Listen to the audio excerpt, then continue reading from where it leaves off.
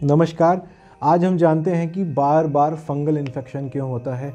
हमें आमतौर पर देखने को मिलता है क्लिनिक में बहुत सारे पेशेंट आते हैं कि डॉक्टर साहब फंगल इन्फेक्शन की दवाई खाई, वापस हो गया, फिर दवाई खाई, फिर ठीक हो गया, वापस हो गया, बार बार होता रहता है। तो कुछ कारण हैं जो फंगल इन्फेक्शन को बार बार वापस लाते हैं। आज हम जानते हैं कि वो कारण क्या हो सकते हैं।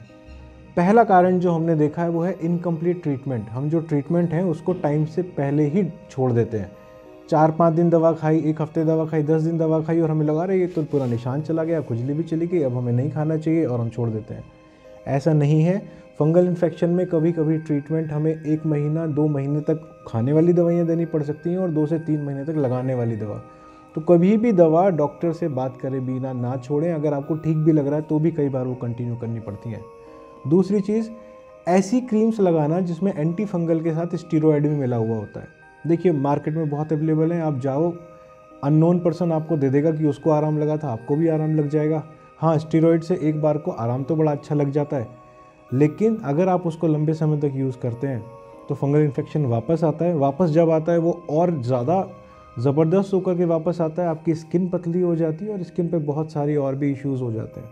सो ऐसी कोई क्रीम यूज़ नहीं करनी है आपको जिसमें स्टीरॉयड भी हो। मोटी सी बात यह है कि अपने डॉक्टर से मिल कर के ही हमें क्रीम का पता करें जो लगानी है।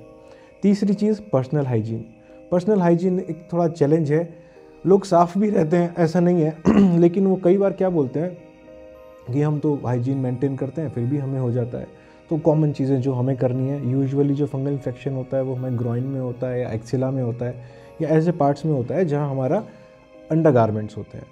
तो हमेशा ध्यान रखिए, कपड़े जो आप धोते हैं फिर उसको धूप में भी सुखाते हैं तो कई बार फंगस वहाँ भी रह जाता है। जो अंडरगारमेंट्स भी हैं, जो आपके कपड़े हैं, उन पर प्रेस अच्छे से होनी चाहिए। उन पर प्रेस करो, अपने तौलिए पर भी प्रेस करो। प्रेस करने से हीट इतनी ज़्यादा होती है कि ऐसा जो फंगस भी होता है वो भी एक बार को डेड हो जाता है।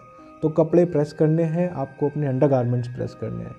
उसके अलावा कई बार आप तो ठीक हो जाते हैं लेकिन फैमिली मेम्बर्स में किसी को फंगल इन्फेक्शन है, आप ठीक हो गए लेकिन फंगल इन्फेक्शन फैमिली के थ्रू घूम रहा है। फैमिली में कई बार लोग रहते हुए तौलिया एक्सचेंज कर लिया, कपड़े एक्सचेंज कर लिए, अब उसके थ्रू फंगल आपको आ गया। आप अगर पहले से ही प्रोन हो तो फंगल इन्फेक्शन आपको वापस से हो जाता है। तो ये इंश्योर करें कि फैमिली में भी फंगल इन्फेक्शन किसी को ना हो।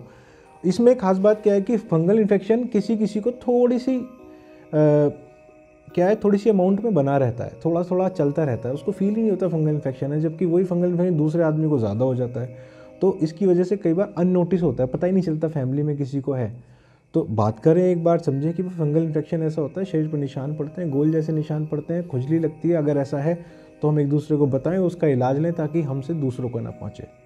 एक और कारण जो देखा फंगल इन्फेक्शन वापस आने का, वो हमने देखा है कि अंगूठों का, पैर के अंगूठों का फंगल इन्फेक्शन या हाथ का जो नाखून होते हैं, ये वाला फंगल इन्फेक्शन आराम से ठीक नहीं होता। दवाई कभी कभी हमें 6 महीने तक चलानी पड़ती है। अलग अलग पेंट्स भी आते हैं लगाने के। लेकिन होता क्या है, जब हम ये इन्फेक्शन हमारे पास होता है बॉडी में, तो एक ऐसी जगह है जहाँ फंगस अभी भी है और वहाँ से आपको बॉडी के दूसरे पार्ट्स को पहुँचता रहता है। तो मेक श्योर करें आपको पैर के अंगूठों का या हाथ के नाखूनों का फंगल इन्फेक्शन ना हो। इसके अलावा जो अगला पॉइंट है वो है डायबिटीज़। डायबिटीज़ एक ऐसा चैलेंज है जिसमें फंगल इन्फेक्शन बार बार वापस आता है। तो अपनी डायबिटीज़ को कंट्रोल करें। डायबिटीज़ में 1-2 ड्रग्स ऐसे हैं जो कभी कभी फंगल इन्फेक्शन जिनकी वजह से होता भी है। तो मेक श्योर करें आपकी डायबिटीज़ भी ठीक हो। हमारे ऑब्जर्वेशन में जो लोग इन चीज़ों का ध्यान रखते हैं उनको फंगल इन्फेक्शन आराम से वापस नहीं आता। आशा करते हैं ये सारी इन्फॉर्मेशन आपके लिए हेल्पफुल रहेगी। Thank you.